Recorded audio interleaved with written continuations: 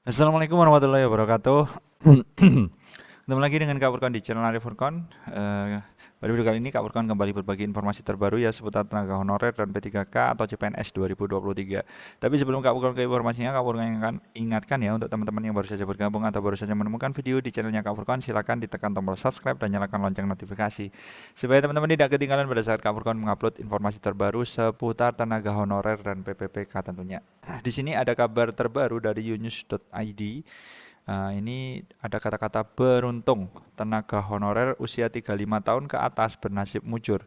Empat hal ini jadi patokan utama. Oke, jadi ini ada angin segar lah istilahnya ya, Bapak Ibu Guru ya. Ada angin segar untuk tenaga honorer yang ada di seluruh Indonesia tentunya ya.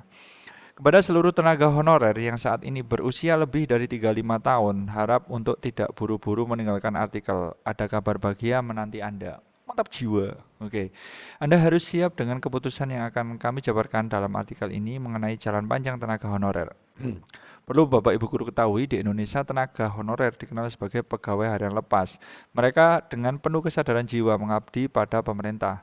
Beberapa honorer pada bidang pendidikan rela masuk ke pelosok yang tidak terjamah oleh teknologi canggih di luar sana. Nah, ini untuk guru ya. Maka tidak ayal mengapa tenaga honorer kerap disandingkan dengan istilah pahlawan tidak kenal pamrih ya. Mereka betul-betul mengabdikan diri. Mereka sangat ingin bisa melanjutkan tugas dengan diangkat sebagai ASN. Sudah sejak lama tenaga honorer begitu mengimpikannya tentunya ya. Oke. Terlebih pada poin yang menerangkan bahwa tenaga honorer di usia lebih dari 35 tahun tidak bisa diangkat menjadi PNS dengan catatan tanpa tes. Nah, seperti itu. Tapi di sini kalau larinya ke PPPK ya. Jadi nanti tetap PPPK juga merupakan ASN, jadi tidak ada masalah lah seperti itu. Rupanya ada kabar baik tenaga honorer yang diketahui 35 tahun ke atas, Anda bisa menyimak hal penting berikut ini. Bagi Anda yang ingin diangkat menjadi PNS tanpa tes bisa melangsungkan poin menjadi rujukan dalam PP nomor 48 tahun 2005. Di sini poin-poin bisa menjadikan Anda sebagai PNS tanpa tes tentunya. Dengan beberapa catatan tentunya ya yang harus dipenuhi. Yang pertama, tenaga honorer harus berusia maksimal 35 tahun dan memiliki masa kerja 1-5 tahun di instansi pemerintah secara terus-menerus. Nah, ini ada garis bawah secara terus-menerus. Kemudian usia masa kerja itu perlu diperhatikan, tunjangan yang pernah diterima, gaji yang diterima, seperti itu. Lanjutannya, dari syarat pengangkatan PNS tanpa tes, selanjutnya yang pertama, tenaga honorer harus berusia maksimalnya 46 tahun ya, dan memiliki masa kerja 10 hingga 20 tahun secara terus-menerus. Atau tenaga honorer harus berusia maksimal 46 tahun dan memiliki masa kerja minimal 20 tahun di instansi pemerintah secara terus-menerus.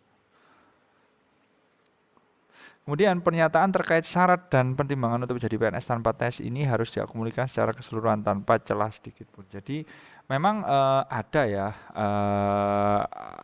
wacana honorer itu diangkat ASN ya tanpa tes, tetapi masih syarat dan ketentuan berlaku ya, syarat berlaku. Jadi tidak serta-merta, kita honorer langsung ada ya tidak seperti itu.